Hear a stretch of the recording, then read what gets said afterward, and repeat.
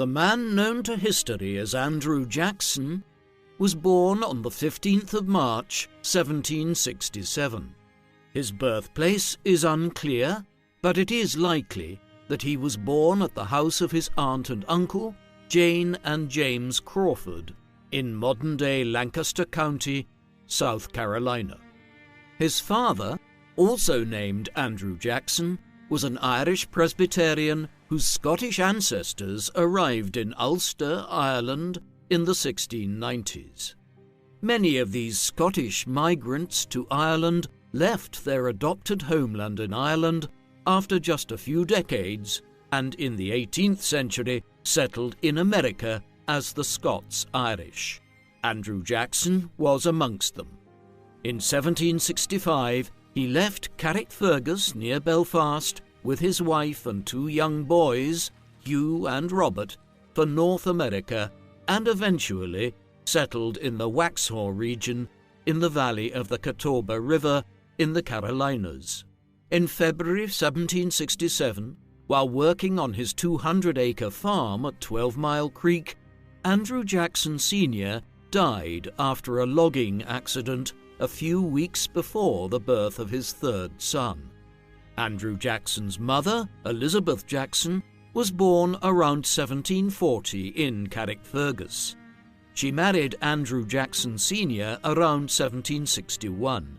After the death of her husband, Elizabeth and her sons moved into the house of her sister and brother-in-law, Jane and James Crawford, in the Carolinas, where she gave birth to her 3rd son, naming him Andrew after her recently deceased husband.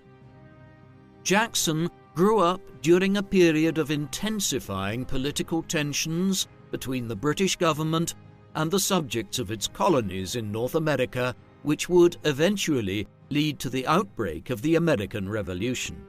At the end of the French and Indian Wars of 1754 to 1763, the British had gained control of Canada from France, but rather than rewarding the denizens of the 13 colonies along the east coast of what is now the United States for their loyalty in fighting for the crown during these wars, King George III's government in England instead imposed heavy taxes on the colonies through the Sugar Act of 1764 and the notorious Stamp Act of 1765. These measures provoked riots and boycotts from the colonists who believed that they should not be subject to taxation without parliamentary representation. These grievances re-emerged when the Tea Act of 1773 was introduced, a move which led to the infamous Boston Tea Party in the colony of Massachusetts in December 1773. British retaliatory measures against Boston and Massachusetts led the colonies to convene the First Continental Congress to coordinate a joint boycott of British goods in 1774. Armed hostilities commenced in April 1775 when British regulars exchanged fire with American militiamen at Lexington and Concord near Boston. And in June, the Second Continental Congress met in Philadelphia to establish the Continental Army and appointed George Washington of Virginia as its commander in the first stages of the American Revolutionary War. Subsequent events are well known. The colonies formed themselves into a United States of America and declared their independence from the British Crown in the summer of 1776. A long conflict would follow over the next 5 years, but in 1781 the colonials emerged victorious in the war, and 2 years later the British accepted peace terms which acknowledged the independence of the new United States. Andrew grew up against the backdrop of this conflict. During his childhood, he emerged as the brightest prospect out of the family's 3 children, and his mother, Elizabeth, made arrangements to train him as a church minister by sending him to a religious school. However, Elizabeth soon realized that Andrew's restless character made him unsuitable for a career in the church, and his schooling appears to have been cut short. Back home, she encouraged her sons to participate in militia drills, being an avid supporter of the colonial cause against the British. Her eldest son, Hugo, joined the militia but died during a military campaign in the summer of 1779. By 1781, the 14-year-old Andrew and his 17-year-old brother Robert were also marching with the local militia. In April 1781, the two brothers were captured at the Crawford House, and after Andrew refused to clean the shoes of a British officer, the officer struck him with his sword, wounding the young boy in the head and hand. The Jackson brothers and their cousin Thomas Crawford were taken to Camden, South Carolina, and after a couple of months' captivity, Elizabeth Jackson arrived to secure their release as part of a prisoner exchange. The boys had contracted smallpox in the prison camp, and while Andrew survived, Robert died soon after. Then, just weeks later, Andrew's mother contracted cholera and died too. Thus, at only 14 years of age, Andrew Jackson was orphaned as the only surviving member of his immediate family. In December 1782, the British evacuated Charleston, the largest port and city in the southern colonies, as part of their disengagement from the 13 colonies. This enabled Jackson to enter the city and claim a modest inheritance from his late paternal grandfather, which he promptly lost at the gambling table. He then returned home to the Waxhaw region, where he worked for a time as a teacher and managed the 200-acre farm he had inherited from his family. After a time, Jackson decided to become a lawyer. In early 1785, shortly before his 18th birthday, he was apprenticed to Spruce Mackay, a lawyer in Salisbury, North Carolina. After 2 years of studying the law by helping Mackay run his legal practice, Jackson went on to study under the wing of John Stokes, one of North Carolina's leading lawyers and a veteran of the Revolutionary War.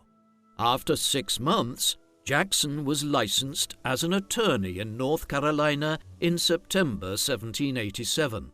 Hence, at just 20 years of age, he entered the legal trade, but he struggled to find clients, perhaps on account of his youth.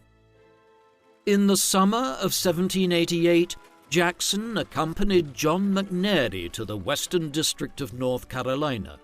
Back in April 1784, North Carolina had ceded its territory between the Appalachian Mountains and the Mississippi to Congress to help pay off its war debts, and its inhabitants sought recognition as the independent state of Franklin.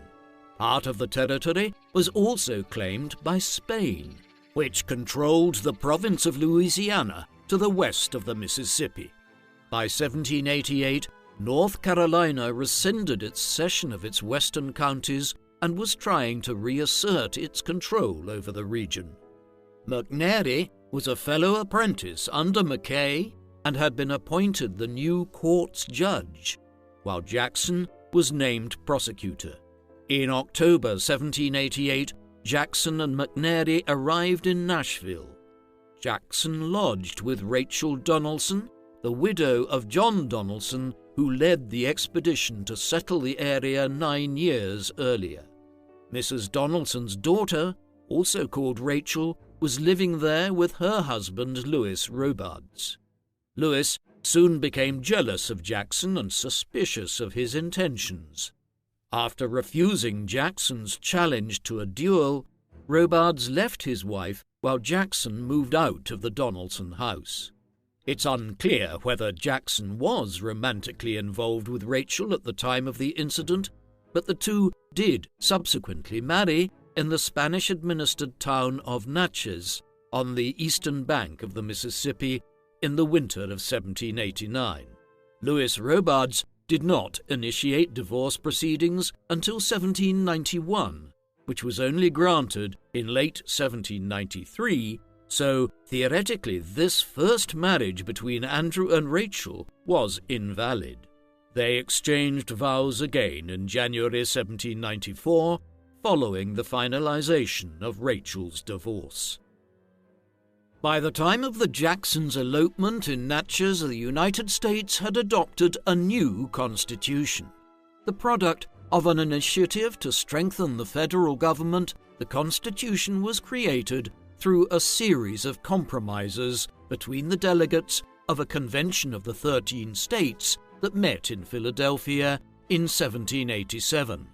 While smaller states wanted equal representation and large states wanted representation based on population, the framers decided on equal representation in the Senate and population-weighted representation in the House of Representatives.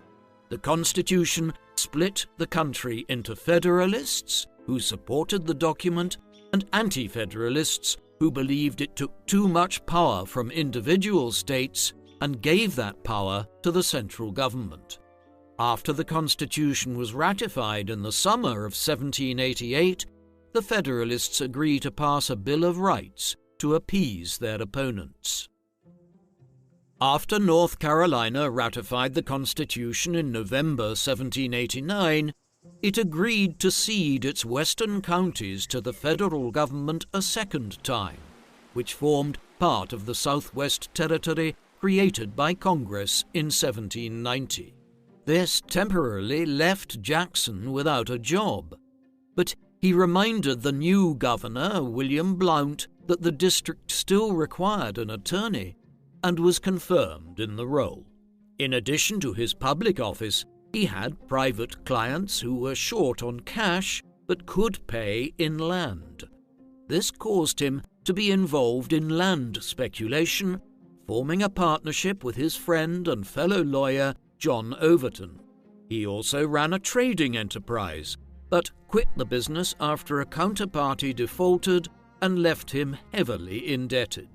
In 1796, he and Rachel bought an estate called Hunter's Hill, where they lived for 8 years until selling out and moving next door to a property they called the Hermitage. Jackson owned many slaves here. While Jackson made very few oral and written statements about his views on slavery, it is generally agreed that his conduct and treatment of the slaves he owned was poor. There is, for instance, evidence of his ordering slaves to be whipped, and he separated slave families by selling off one slave and keeping the others. His conveyed views when he advocated good treatment of his slaves was always expressed as someone who was guarding his investment in what he considered to be his property, rather than someone who cared for the individuals involved on a human level. Over a dozen of Jackson's slaves would live at the White House when he became president, and they possibly were involved in building work there, which expanded the building and grounds. Jackson entered politics for the first time in 1796 after the district's population was found to have exceeded 60,000 people and was thus eligible for statehood. In January, he attended the Constitutional Convention at Knoxville, where he played an influential role in the establishment of the new state of Tennessee out of what had been the Western Territories of North Carolina. After Tennessee joined the Union on the 1st of June 1796, Jackson was elected in October as the state's lone congressman to the House of Representatives. He was a member of Thomas Jefferson's Democratic-Republican Party, which sought to limit the powers of the federal government and supported states' rights. In Congress, Jackson criticized President George Washington's administration for siding with the rival Federalist Party, which sought to expand the power of the central government. He also spoke in favor of a measure to compensate John Sevier, the governor of Tennessee, who led a reprisal attack on Cherokee settlements as commander of the Tennessee militia in 1793. In July 1797, Jackson's political mentor, William Blount, was expelled from the Senate after being deemed guilty of plotting to attack the Spanish in Louisiana and Florida in an attempt to open up navigation rights of the Mississippi to Americans. Blount returned to Tennessee, where he influenced Jackson's election as his replacement in the United States Senate, though Jackson resigned in April 1798 after just 6 months in the post, seemingly because he considered himself unsuited to the deliberative nature of legislative politics.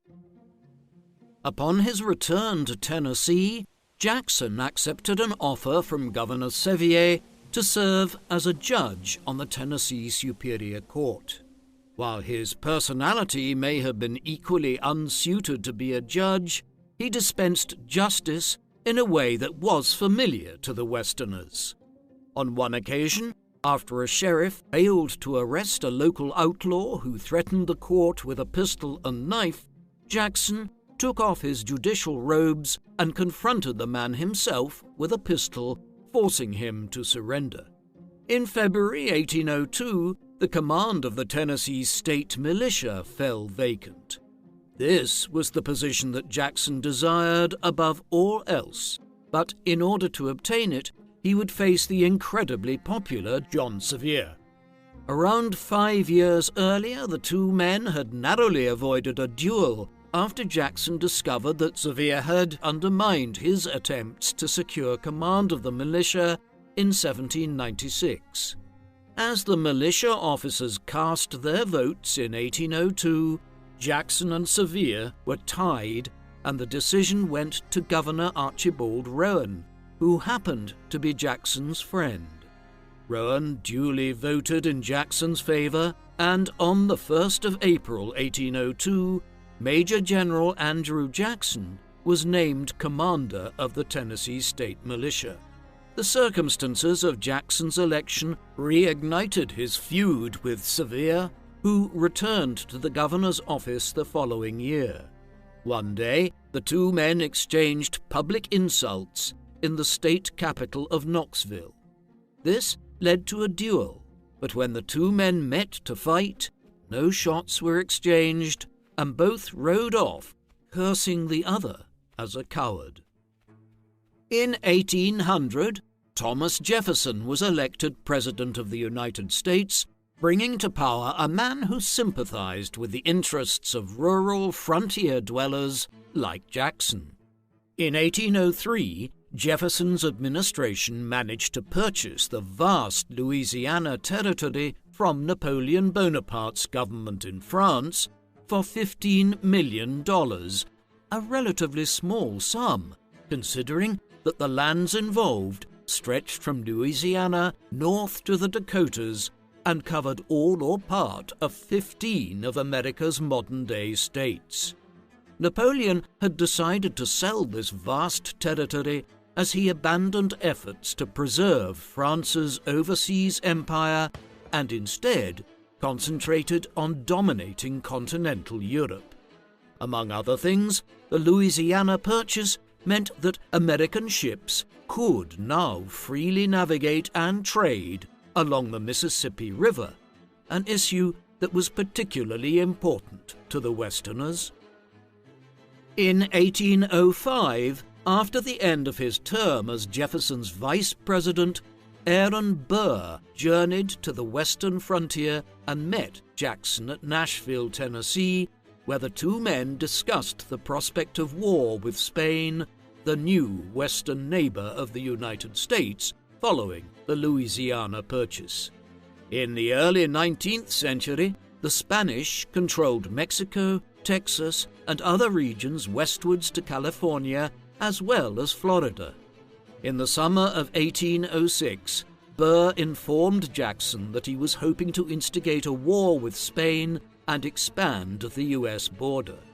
As commander of the Tennessee militia, Jackson was initially happy to supply him with troops, but he soon received news that Burr's intentions were not to fight Spain, but to try and carve out his own empire out of the Louisiana Territory. As soon as he recognized Burr's treason, Jackson quickly disassociated himself from the former vice president. When the Burr conspiracy was uncovered, Jefferson responded by ordering his former vice president's arrest, and in June 1807 he was brought to trial at the district court in Richmond, Virginia. Jackson testified and gave evidence which implicated Burr. The former vice president, though, was soon exonerated on the basis that while he may have been conspiring to carve out his own country in the Louisiana Territory, he had never actually carried out his designs. The previous year, Jackson was involved in a duel with fatal consequences. A dispute over the authenticity of promissory notes paid to Jackson after a bet on a horse race led to a quarrel with Charles Dickinson, who may have additionally insulted Rachel Jackson in the process, a matter Jackson was not going to let rest. The two men faced each other across the border in Kentucky on the 30th of May, 1806. Dickinson fired first into Jackson's chest, breaking his ribs and narrowly missing his heart. After taking the time to steady himself and aim, Jackson pulled the trigger, only for his pistol to jam at half-cock. He pulled the pin back and fired again, dealing his opponent a mortal wound in the chest. The fact that Jackson killed Dickinson after a second pull of the trigger was a source of controversy and damaged his reputation for several years.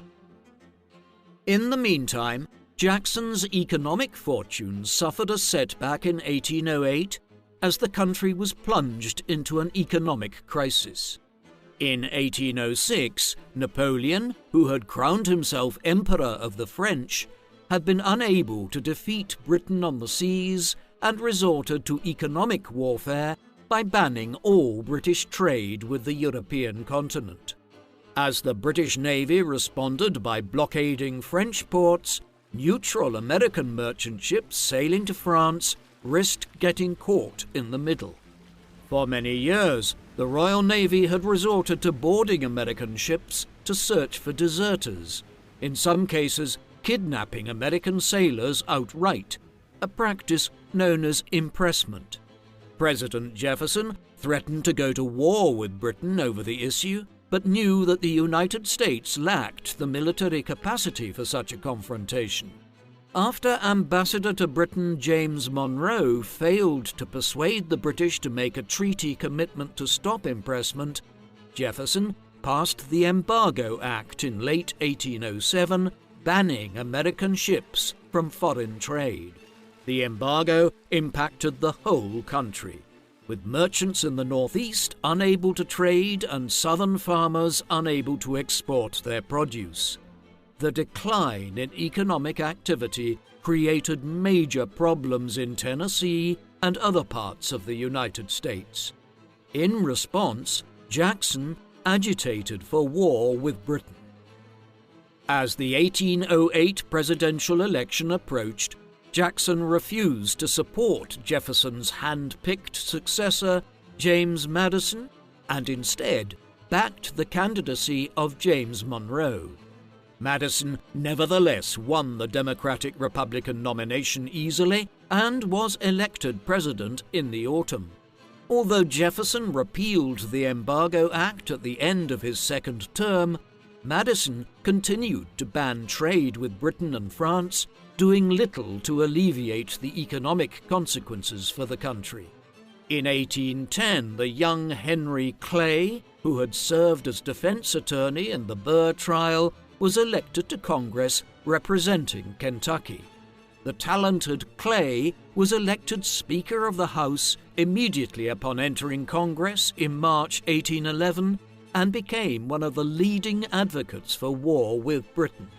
Clay found a willing ally in freshman Congressman John Calhoun of South Carolina, and the two were amongst the loudest of the war hawks, congressmen advocating for war with Britain. While Jackson prepared his militiamen for war, in 1812, President Madison issued a call for an army of 50,000 volunteers. In the early 1810s, the United States was facing war not only with the British, but the indigenous tribes to the west as well. For several years, the Shawnee chief Tecumseh was in the process of uniting the Native American tribes around the Great Lakes into a multi-tribe Native American confederacy, which prepared to take part in an armed confrontation with the United States. The prospect of a large body of native warriors bearing down on Tennessee was an alarming one for Jackson.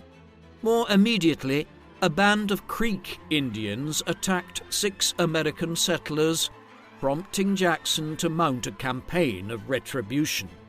Then, in November 1811, while Tecumseh was away recruiting allies, General William Henry Harrison of Indiana preemptively struck at the heart of his Confederacy by defeating a Native American force at Tippecanoe in November 1811.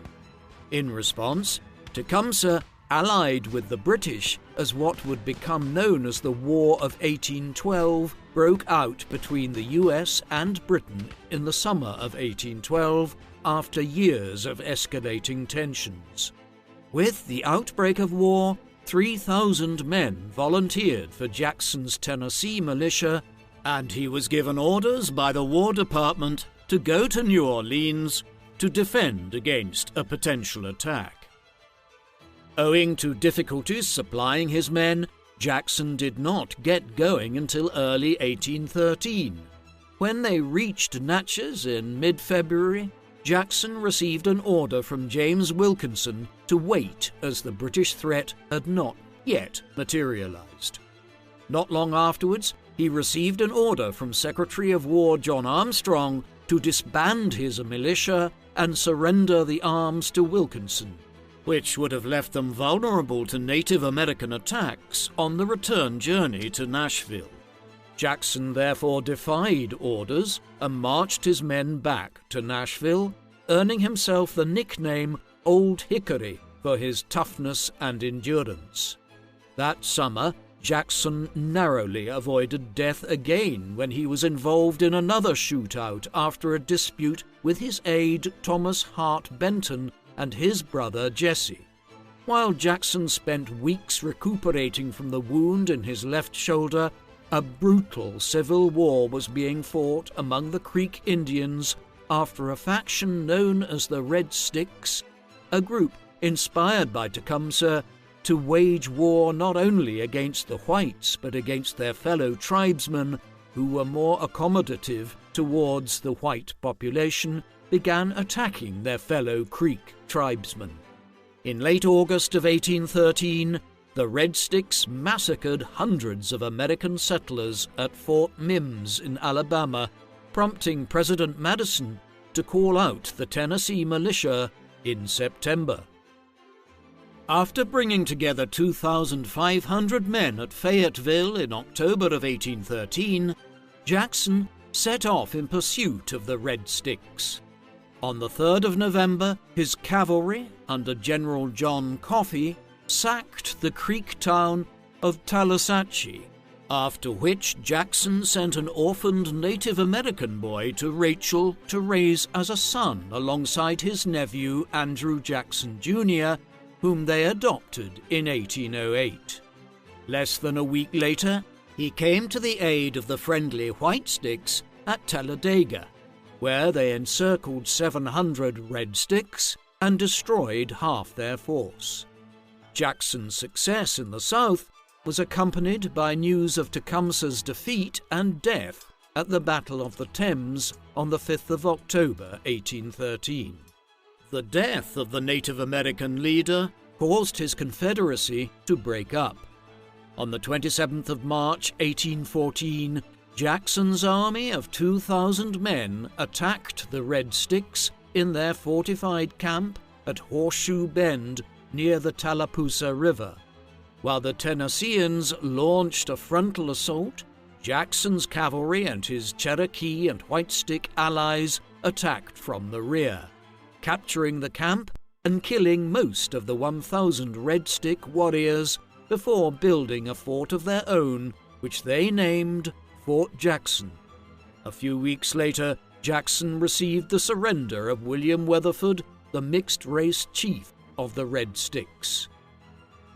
In June 1814, Jackson was rewarded with promotion to Major General in the regular United States Army and command of the 7th Military District, encompassing Tennessee, the Mississippi Territory, and Louisiana. In August, he imposed the Treaty of Fort Jackson upon the Creek Nation, punishing both loyal White Sticks and hostile Red Sticks alike by forcing them to give up almost 100,000 square kilometers of territory. The Creek War may have been over, but the War of 1812 continued to rage with the British. The defeat and abdication of Emperor Napoleon in France in the spring of 1814 weakened America's diplomatic position and gave Britain the opportunity to focus its war efforts across the Atlantic.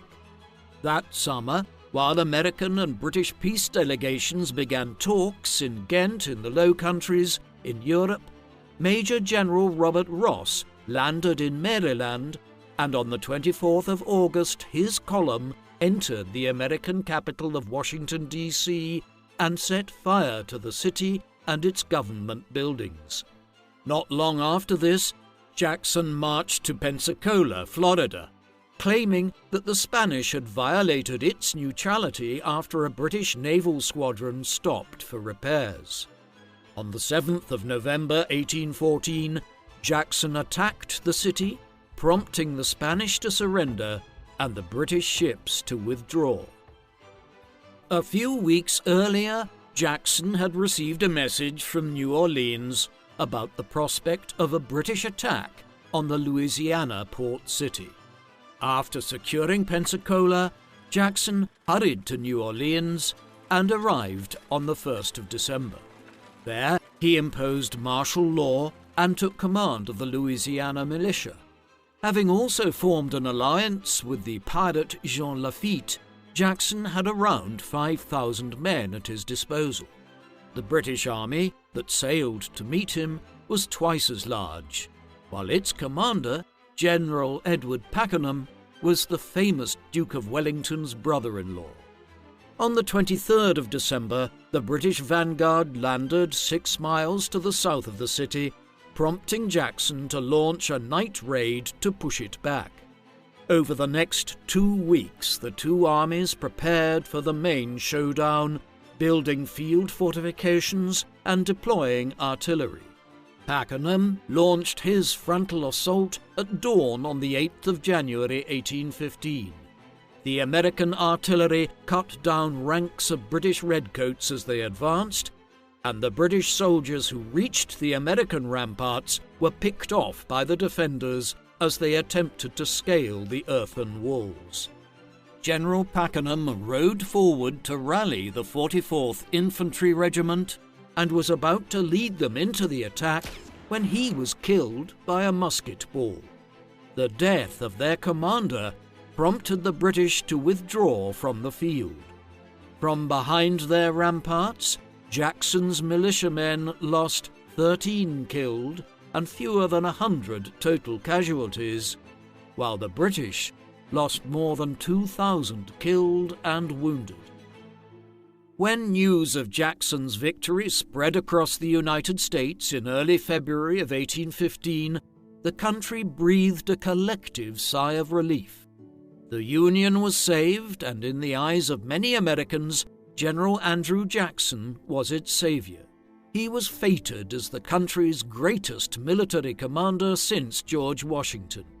Around a week later, news arrived that the war had been ended by a treaty signed at Ghent in Europe on the 24th of December 1814.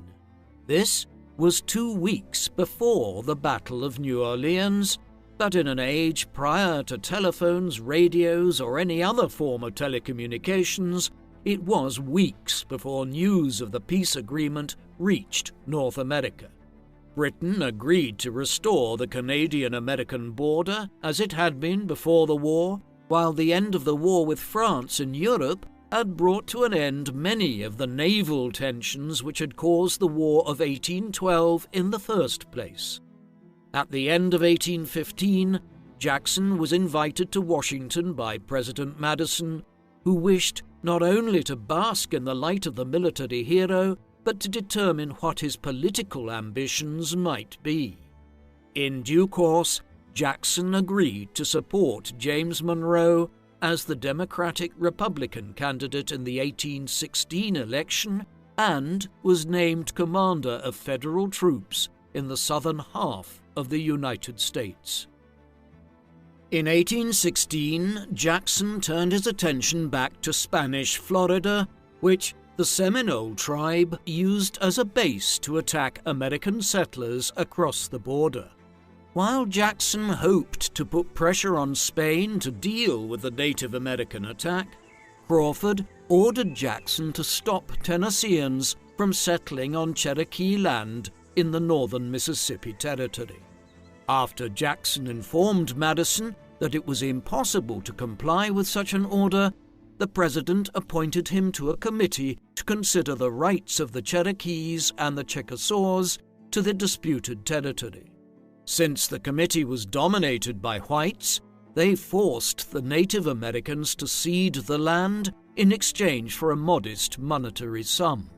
In his correspondence with James Monroe, widely expected to be the next president, Jackson argued that respecting Native American sovereignty would damage the interests and security of the United States, and the best policy towards the Native Americans was to assimilate them into American society. Monroe took office in March 1817. In January 1818, Jackson saw a copy of the War Department's orders to General Edmund Gaines to chase Seminole raiders into Florida, but without attacking Spanish troops or forts. Jackson believed that the order would merely encourage the Seminoles and other hostile peoples to take refuge in Florida, and in a letter to Monroe suggested seizing Florida by force instead, a task he estimated would take 60 days to accomplish. While Monroe later claimed that he did not see the letter, Jackson claimed that the president had given his assent to his plan. Thus, in early 1818, Jackson rallied his Tennessean volunteers and marched south. In March and April, his army captured several Seminole villages with little resistance, as well as the Spanish settlement of St. Mark's. Then, on his return journey north, he captured Pensacola once again and left it with a garrison of American troops, demonstrating the weakness of Spanish authorities in Florida. Jackson's actions not only infuriated the Spanish, but also the Monroe administration, and he was ordered to relinquish control of the Spanish forts. In 1819, the American Secretary of State, John Quincy Adams, and the Spanish ambassador to the U.S., Luis de Onís, signed a treaty whereby Spain ceded Florida to the United States. Not long after the end of the conflict that became known as the First Seminole War, the country was once again hit by a devastating economic crisis known as the Panic of 1819, which resulted from an influx of cheap imports as European industries recovered following the end of the Napoleonic Wars. The crisis was exacerbated when the Bank of the United States stopped lending for land speculation in the West, causing land prices to fall 75%. Government debt continued to increase, and Congress mandated the Monroe administration to cut back its spending on the army. Accordingly, Jackson was cashiered, or retired, as a major general. Monroe did not want to make an enemy out of Jackson and offered him the governorship of Florida after Spain finally decided to ratify the Adams-Onís Treaty. On the 10th of July, Jackson accepted the transfer of authority from Spanish Governor José María Callava. After only a couple of months, Jackson left for home and wrote to Monroe resigning the governorship due to illness. During the early 1820s, Jackson's friends approached him for a run at the presidency in 1824, not so much for his own sake, but to challenge William Crawford, the preferred candidate of former presidents Jefferson and Madison, and therefore regarded as a creature of the Washington establishment. While Jackson indicated that Adams or Calhoun might be in a better position to defeat Crawford, in 1822 he signaled to friends in the Tennessee legislature that he would be prepared to run for president, and at a convention in Pennsylvania in February 1823, he was nominated to run. His rivals for the White House included Monroe's senior cabinet secretaries, Adams and Crawford, as well as Speaker of the House, Henry Clay. Although he did not campaign actively for the presidency, such was his record as a war hero that Jackson received 42% of the popular vote. Jackson won 99 electoral votes to Adams's 84, while Crawford's 41 votes edged out Clay, who only won 37. Since no candidate won a majority of electoral votes, it was up to the House of Representatives to choose among the top three finishers. As Speaker, Clay would preside over the election, and while out of the running himself, his support could tip the balance in either Jackson or Adams's favor. The Speaker was no admirer of Adams, but feared that Jackson might become a military dictator. In the winter of 1824, Clay met Adams and offered him his support. Hence, when the House cast its ballots on the 9th of February 1825, Adams won 13 states to Jackson's 7, and was duly elected. Within weeks of taking office, President Adams appointed Henry Clay as Secretary of State, an office widely regarded as the stepping stone to the presidency. Jackson's allies claimed that Adams and Clay had struck a corrupt bargain, through which Clay as Speaker had delivered Adams the White House, despite Jackson winning far more supporters in the election, and in return, Adams was paving the way for Clay to succeed him as president one day. Consequently, while Jackson returned to his farm in Tennessee after the election, the Jacksonian cause was promoted in Congress by his fellow Tennessean, Senator John Eaton, and Representative Sam Houston, as well as the U.S. Senator Martin Van Buren, who began to form a coalition that would become the basis for the new Democratic Party that would contest the 1828 U.S. presidential election in support of Jackson. In one of the most bitterly contested presidential elections in American history, Jackson's opponents dug into his past to fuel their attacks, including his passion for dueling, his record of disobeying the federal government, his treatment of Native Americans, and his heavy-handed military discipline. Jackson's supporters retaliated by presenting their candidate as the people's champion against the corrupt Washington elite. Ultimately, Adams' supporters failed to prevent Jackson winning the election by a margin of 178 electoral votes to 83. Despite his electoral triumph, Jackson could not help but feel a certain amount of anxiety on behalf of his wife Rachel, who hated the prospect of life in Washington and would find herself subjected to extreme scrutiny. Rachel's anxiety contributed to a heart attack on the 18th of December 1828, and she died 4 days later. Her heartbroken husband held her so tightly that her body had to be pried from his arms for burial, and the president-elect doubted whether he should go to Washington at all. While he could not escape the conclusion that Rachel's death was a direct consequence of his political ambitions, his sense of duty motivated him to travel to Washington for his inauguration as the 7th President of the United States on the 4th of March, 1829. Jackson gave a brief inaugural address, vowing to respect the constitutional limits of his executive power and the rights of the states. As he departed for the White House, the large crowd that had gathered for the opportunity to meet their hero broke the cable restraining them, and the new president had trouble making his way to his new home. Having invited the people into the White House for a reception, Jackson was forced to escape through a side window to his hotel to avoid being overwhelmed. The unedifying spectacle was as sure a sign as any that Andrew Jackson was the people's president.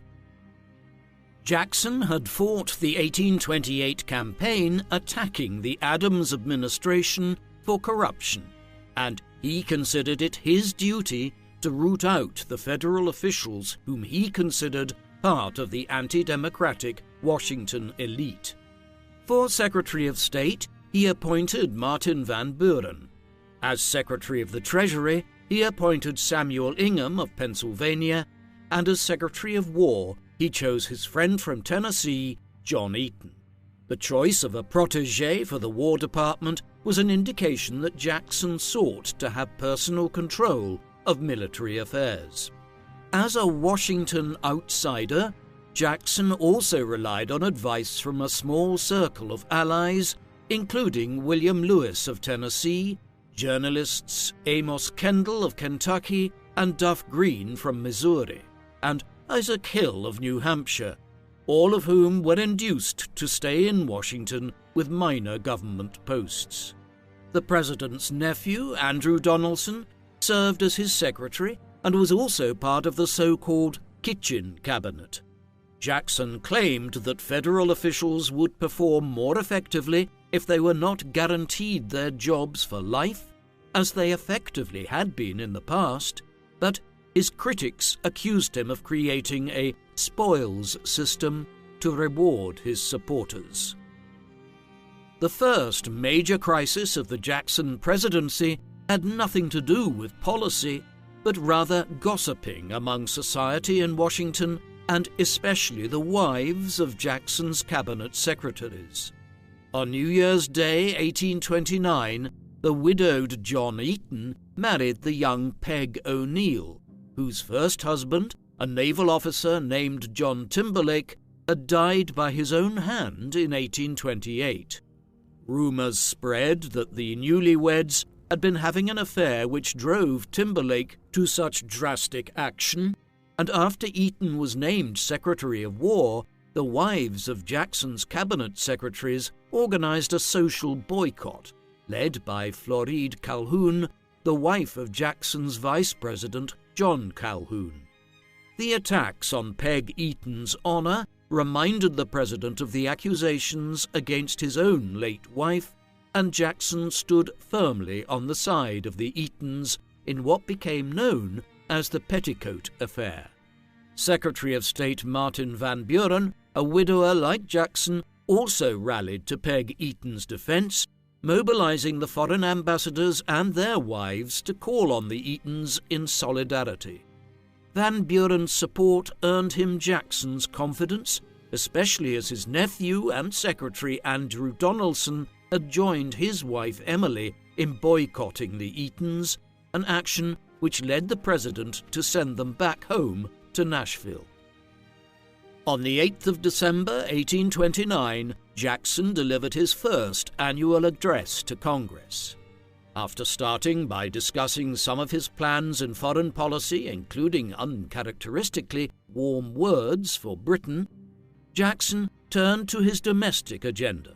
He proposed abolishing the Electoral College so presidents would be elected by popular vote, an arrangement which would have made him president in 1824. Perhaps in response to his opponents' claims that he would be a new Caesar or Bonaparte, he also supported limiting presidents to a single term of up to 6 years. In the decade since the Panic of 1819, the country was split over whether to increase or reduce tariffs. The Northerners and Westerners broadly supported increasing the tariff to protect and nurture American industries, but the Southerners favored lowering the tariff to access cheaper imports. While Jackson sympathized with the South and the cause of free trade, he also saw tariffs as a way of raising revenue for the government to pay down its debt. He also addressed Native American affairs, referring to an ongoing controversy in which the Cherokees and Creeks claimed to be exempt from state laws in Georgia and Alabama, and appealed to the president for protection. Jackson refused their appeal and proposed granting land west of the Mississippi to those Native Americans who wished to retain tribal autonomy, but the ones who stayed would have to obey state laws. Ongoing tensions over tariff reform and the fallout from the Petticoat Affair contributed to an ever-widening rift between Jackson and Vice President Calhoun. The passage of the Tariff of 1828 during the Adams administration led to the publication of an anonymous report in December 1828 under the title South Carolina Exposition and Protest. The author argued that while the Constitution gave the federal government the power to levy a tariff to collect revenue, this did not mean it could do so in order to protect domestic industries. After claiming that the tariff had been imposed by an unchecked majority in the North against the interests of the South, he quoted the 10th Amendment of the U.S. Constitution, which stated that all powers not specifically delegated to the federal government are expressly reserved to the states and the people, and thus states could veto or nullify actions of the federal government they deemed unconstitutional. Despite his attempts to remain anonymous, the author of this bombshell report was none other than Vice President Calhoun. The debates that followed on tariff reform inspired one of the most memorable exchanges during Jackson's presidency. On the 13th of April 1830, Jackson and Calhoun were present at a celebration of the late Jefferson's birthday. The day before, Jackson read the list of toasters from the dinner's program and concluded that they were all nullifiers. After the 24 scheduled toasts praising nullification, Jackson responded defiantly, "Our federal union, it must be preserved." Calhoun was next to speak and responded, "The Union, next to our liberty, the most dear." The Vice President's failure to acknowledge the Union's supremacy further alienated him from Jackson. The disagreements between the two men split the cabinet, and in 1831, Jackson persuaded them all to step aside, including his allies. Eaton returned to the Senate, while Van Buren was dispatched to London as ambassador with a promise of the vice presidential candidacy in 1832. Throughout his life, President Jackson was suspicious towards banks and financial institutions, blaming them for the boom and bust cycles which caused unfortunate citizens to fall into debt and ruin. The Bank of the United States' handling of the economic crisis of 1819 seemed to confirm this view. The bank's charter was up for renewal in 1836, but in 1831, Henry Clay advised Bank President Nicholas Biddle to seek a renewal of the charter. Clay anticipated that Congress would approve the renewal and challenged Jackson to veto it. Clay had been nominated as the presidential candidate for the National Republican Party for the 1832 election and wanted to fight the election as a referendum on the future of the bank. Daniel Webster also persuaded Biddle to seek an early renewal, fearing that there wouldn't be enough votes in Congress if Jackson and his Democrats were to win easily. After Biddle submitted the application in early 1832, Webster underlined the necessity of the bank as the issuer of a national currency. Opponents of the bank, such as Thomas Benton, proposed doing away with banks and paper money altogether and recognizing gold and silver coinage as the only legal tender. After the charter's renewal passed both houses, Jackson issued his anticipated veto on constitutional grounds.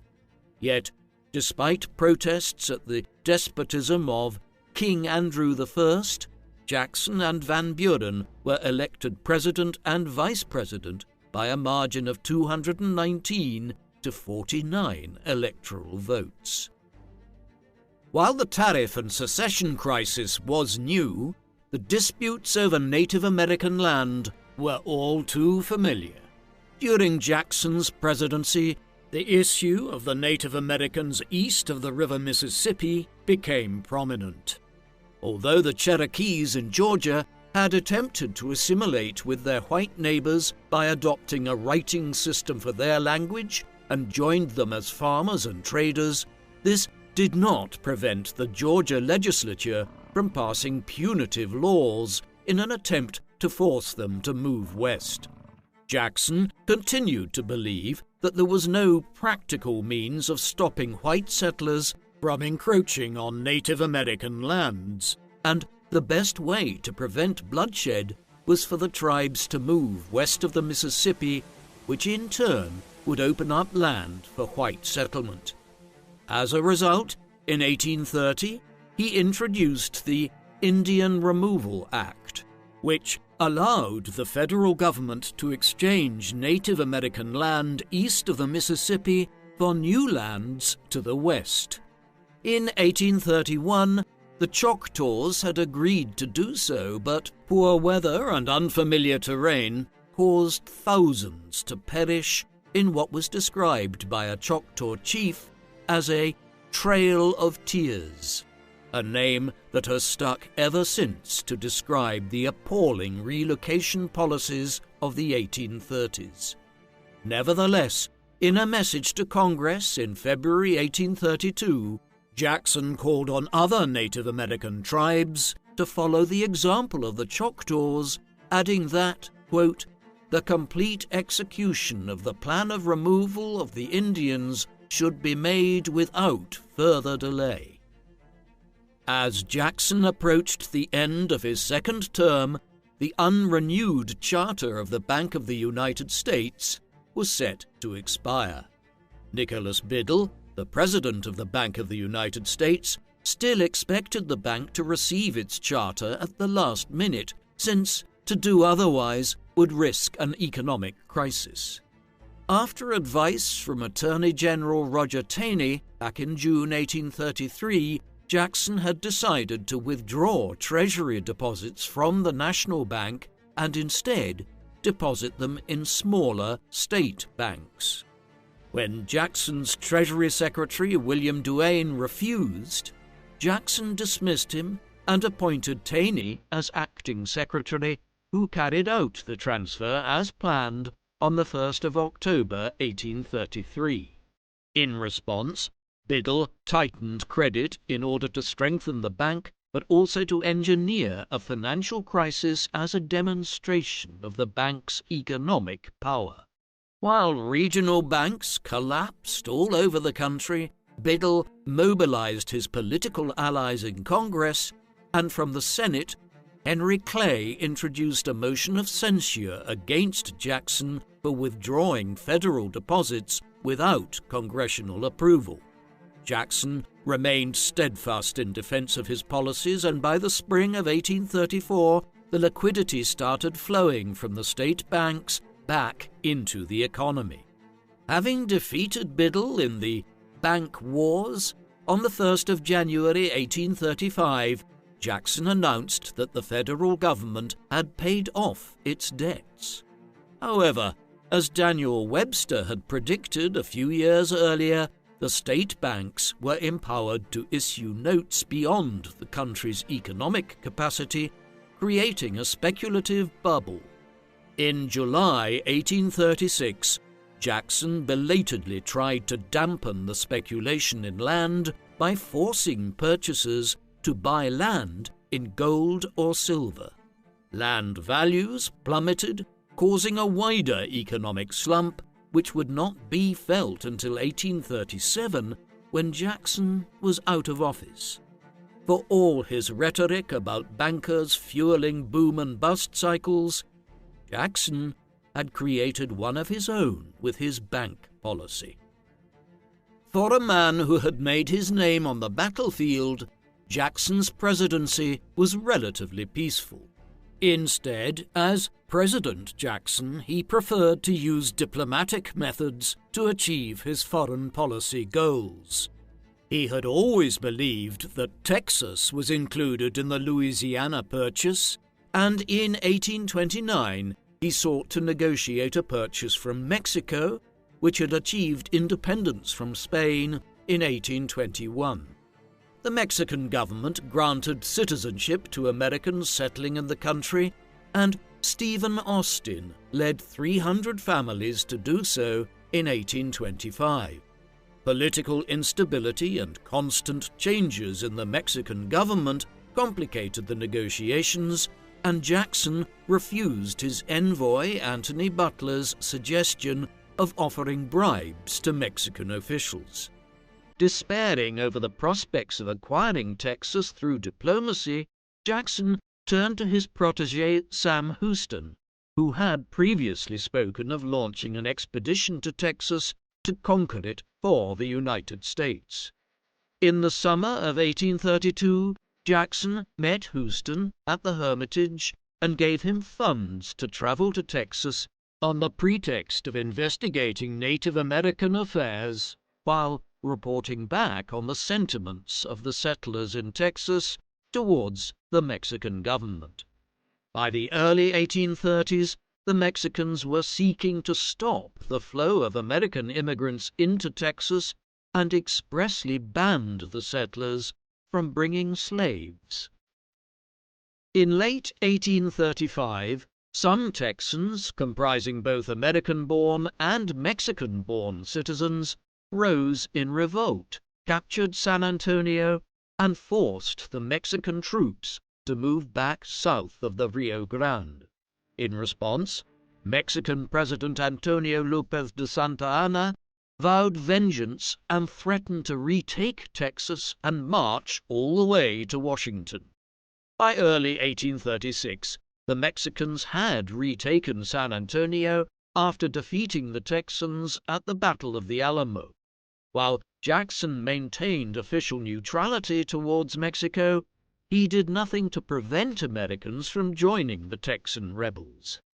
Houston was now in command of rebel forces and hoped to lure the Mexicans into disputed territory, allowing General Edmund Gaines to intervene with his American army. Houston's men were less inclined to retreat, and instead the Texans defeated Santa Anna alone at the Battle of San Jacinto on the 21st of April, 1836. After being taken prisoner, Santa Anna had no choice but to recognize Texan independence. While Houston wrote to Jackson, inviting the United States to annex Texas, Jackson was not prepared to do so during a presidential election year, and only recognized the independence of the Republic of Texas on the 3rd of March, 1837, the final day of his presidency. Jackson was succeeded as president by Martin Van Buren, who vowed to continue his predecessor's policies. The 70-year-old Jackson returned to the Hermitage in Tennessee. Despite Jackson's successes, the estate was poorly run and in debt, as a result of it being mismanaged by the former president's adopted son, Andrew Jackson Jr. During his retirement, Jackson continued to take an interest in political issues that Van Buren inherited from him, writing to the new president a couple of times a month with advice. After the expiry of the Charter of the Bank of the United States, Biddle had the bank reincorporated in Pennsylvania and induced the state banks to restrict credit during the Panic of 1837, which had been set off by Jackson's bursting of the land bubble. In late 1838, Jackson's solution to the Cherokee dispute with Georgia was implemented, as 13,000 Cherokees were removed to Oklahoma by an armed force led by Winfield Scott, 4,000 of whom perished during this most violent episode in the Trail of Tears and the Native American removals of the 1830s that Jackson was the architect of. Elsewhere, Jackson's assertive presidency had won him many enemies who coalesced to form the Whig Party. In the election of 1840, Van Buren was defeated by the Whig candidate General William Henry Harrison, who took a page from Jackson's book by running a campaign on his war record. When Harrison died of pneumonia after just a month in office, his vice president, John Tyler, succeeded to the office, surprising the Whigs by vetoing a new charter for a national bank. In the early 1840s, Jackson exchanged several letters with Sam Houston about the future of Texas. As president of the Texas Republic, Houston informed his mentor that he still hoped to join the United States, but in the event the United States refused to accept Texas as a state, the Texans could expand westwards to the Pacific and cultivate an economic relationship with the British to the north in Canada, and northwestwards where they had a claim to modern-day Oregon and Washington state.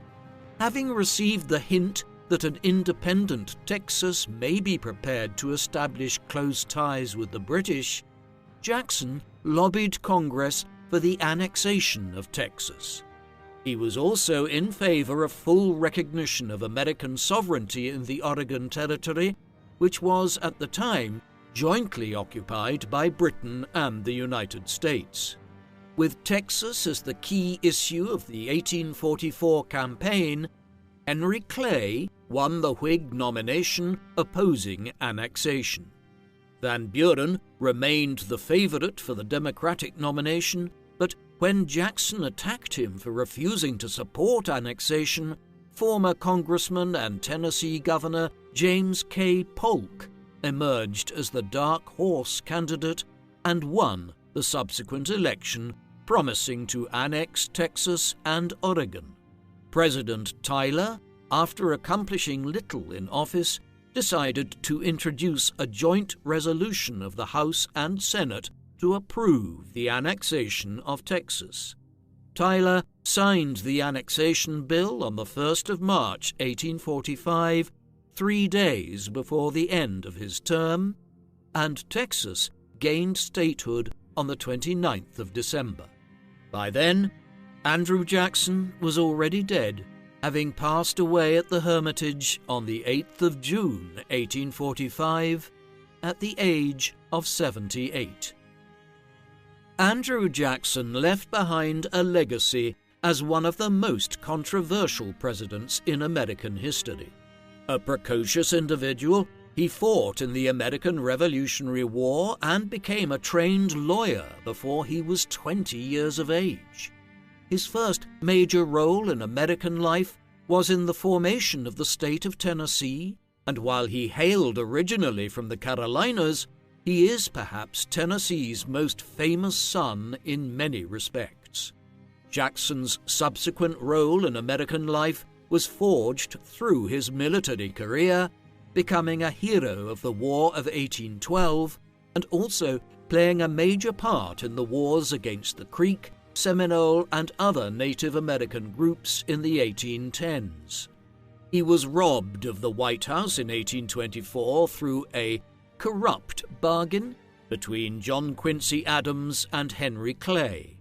Thereafter, efforts to win him the 1828 U.S. presidential election led to the formation of the Democratic Party. Having won that election, his 8 years as president were controversial. Scandals like the Petticoat Affair and the clashes in Congress over the National Bank, tariffs, and secession dominated his time in the White House. But in retrospect, his passage of the Indian Removal Act in 1830 and the quasi-genocidal Trail of Tears that followed seem the gravest black spot on Jackson's legacy, along with his failure to engage in any constructive way with the slavery issue. Despite all of this, there is no denying Jackson's importance in the history of the United States in the 19th century. He played a crucial role in southwestern expansion and then, as president, dominated the country's politics for 2 decades, such that many scholars define the second party system which existed between the mid-1820s and the mid-1850s as effectively being a clash between Jacksonians and anti-Jacksonians. He might not have been a particularly good president, but he was an immensely significant one. What do you think of Andrew Jackson? Was he an American hero and champion of states' rights and manifest destiny? Or was he a dangerous populist who engaged in ethnic cleansing while destabilizing the country through his reckless domestic agenda? Please, let us know in the comments section. And in the meantime, thank you very much for watching.